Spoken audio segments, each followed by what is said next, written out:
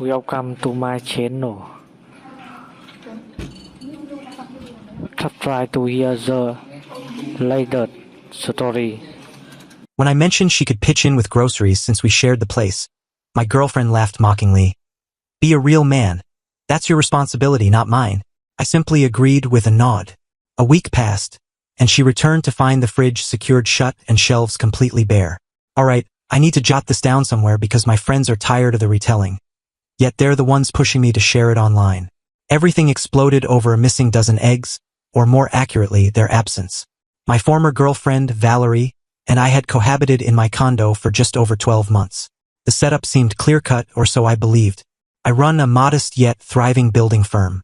My days are long and demanding, but the income is solid. Valerie worked as a self-employed visual artist, which basically meant she owned a computer, carried lingering student debt from design school, and strongly disliked any fixed workday. Upon moving in, we discussed terms. I explained I'd gladly handle the financial load, paying rent, bills, vehicle loans. That's my nature. A guy looks after his household.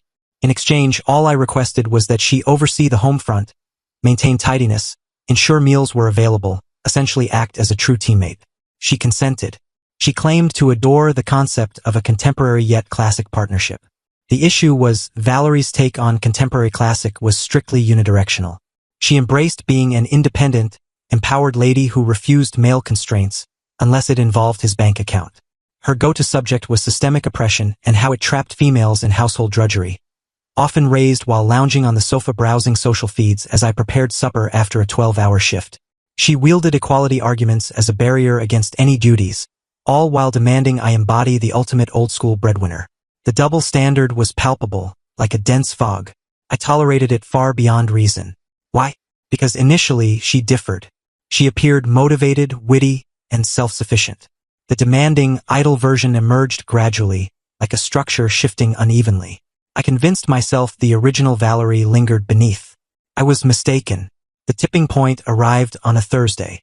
I returned from a worksite, grimy and drained, anticipating a warm dinner. I checked the refrigerator. It was desolate. A nearly spent ketchup bottle, one wilted lemon, and almond milk with mere drops remaining. Shelves mirrored the emptiness, featuring crumpled chips and a couple of bean tins. Valerie lounged in the den, focused on her supposed inspired venture, which resembled browsing e-commerce. Hi, I said, masking my fatigue. The house lacks any edibles. She barely glanced up from her screen. Yes, I planned to shop, but I entered a deep creative zone. You understand? No, I don't, I replied, my stored patience finally cracking. I know I sent the shopping funds to your account Monday, as always. It's Thursday, and nothing's here to consume. I've logged 70 hours this week, Val. The single request I have is returning to a prepared meal. She at last met my gaze, her expression dripping with that known condescending pity. Wow, she sneered. I'm not your mid-century spouse. Okay. I pursue my own goals, my own path. I'm not merely existing to cook and tidy for you. Nobody's demanding a spouse role. I countered, my tone escalating unavoidably. I'm requesting you fulfill our basic agreement. I fund it all. You keep the home operational. It's meant to be collaborative. And then she uttered it. The phrase that collapsed the flawed foundation. She rose, palms on her waist, glaring with raw scorn. Oh, apologies. Is supporting your girlfriend beyond your capacity?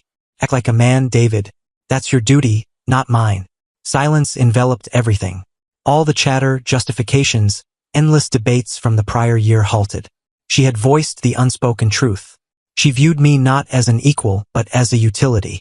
A mobile bank machine meant to finance her existence while she schooled me on my outdated duties. I refrained from shouting. No debate. I simply regarded her, this unfamiliar figure in my den, and a deep tranquility washed over me. I nodded. You're correct, I stated, my tone unnaturally steady. My error. I pivoted, entered the bedroom, and shut the door, leaving her there, arrogant and victorious. She believed she'd prevailed. She assumed she'd reminded me of my role. She was unaware I was preparing to impart a prolonged, thorough, and costly tutorial on the real definition of duty. Update 1. The following day, I skipped work. I informed Valerie I headed to a project across the state and would return late. She hardly acknowledged, immersed in her digital realm. Sure, enjoy, she muttered. My initial destination wasn't a project. It was a home improvement shop. I purchased a robust keyed latch and hinge for the refrigerator. I acquired fresh keyed locking handles for each cabinet and storage door in the cooking area. The total came to around $200. It ranked among my wisest investments. My next halt was the supermarket. I embarked on an epic buying expedition akin to film scenes. I selected premium ribeye cuts, fresh-caught salmon, organic produce, artisanal cheeses, specialty brews, a bottle of aged 25-year scotch reserved for milestones. I loaded 2 carts to the brim. The bill exceeded $1,000 for top-tier provisions. At the condo, I began installation. It required under 60 minutes to fit the new fittings. The fridge featured a sturdy metal hinge bolted in place with a solid padlock fastening the doors. Every cabinet, from dishware holders to the dry goods storage, now boasted gleaming new locks. Only I possessed the keys. Then I stored the purchases. I filled the fridge and shelves until overflowing. The cooking space resembled a luxury grocer, a haven of exquisite, tempting, and utterly unreachable meals. Once finished, I settled at the cooking table and composed a file. It was a financial plan, a precise breakdown of all costs in our joint existence. The lease, power, auto financing, coverage, food, her media subscriptions. At the base, I listed the total monthly expense for the routine she assumed. Beside it, her input. Nothing. I placed the plan on the cooking table, pocketed my fresh keys, and departed. I passed the remainder of the day at my workshop, accomplishing actual tasks, sensing unburdened and sharper than in ages. I arrived home near 8 that evening. The apartment scene matched my predictions.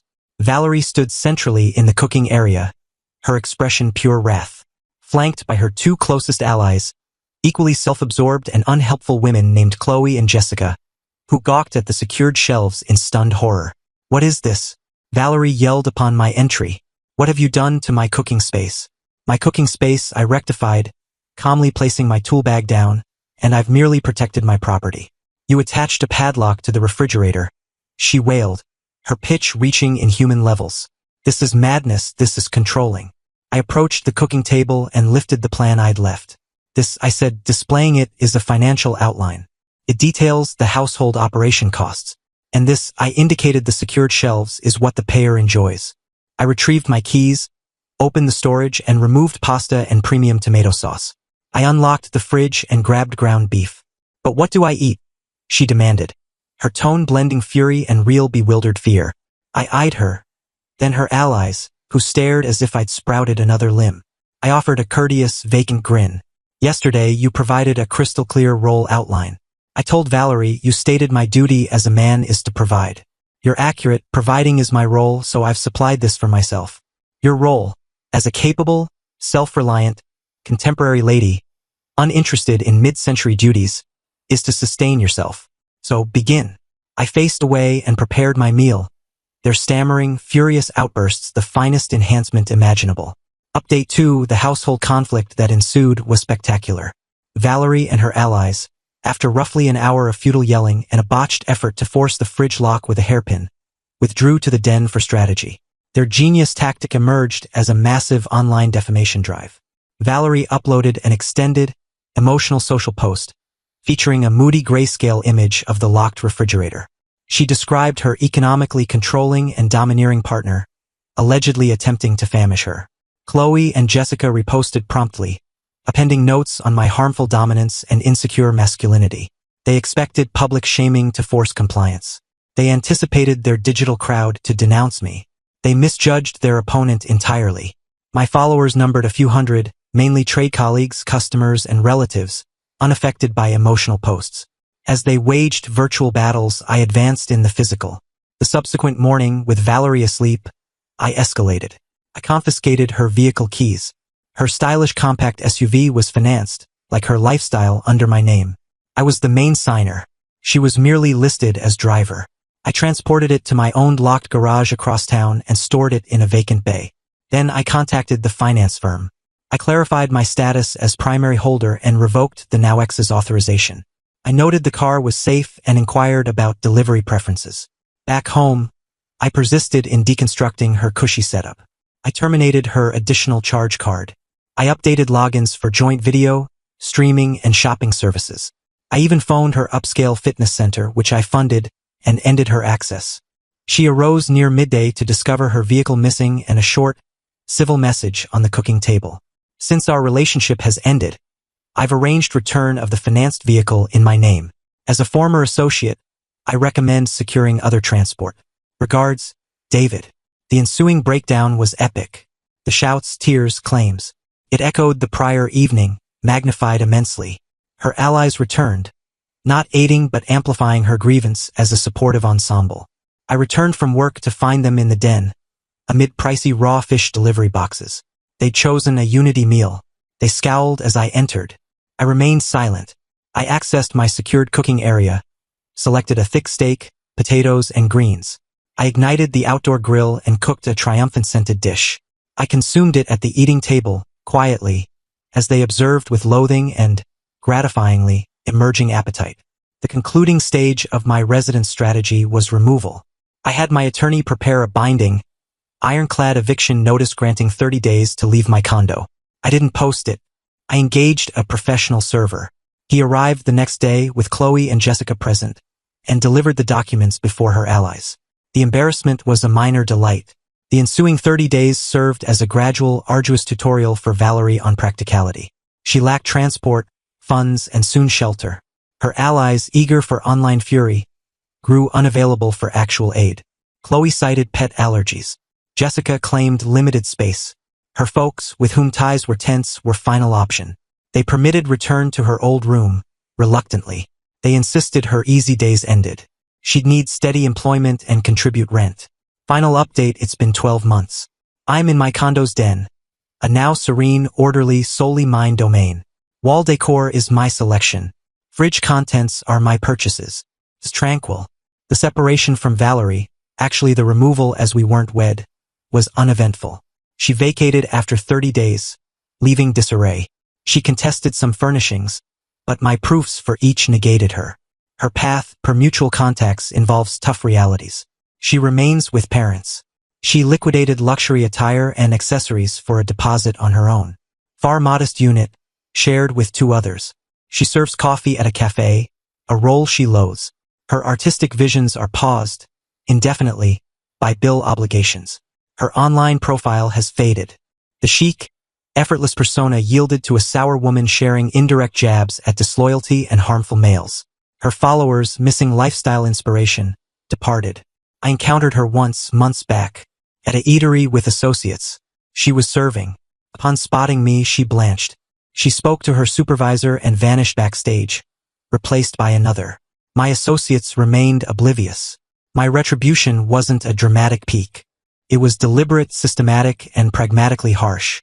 I avoided outbursts. I honored her words. She sought modern independence.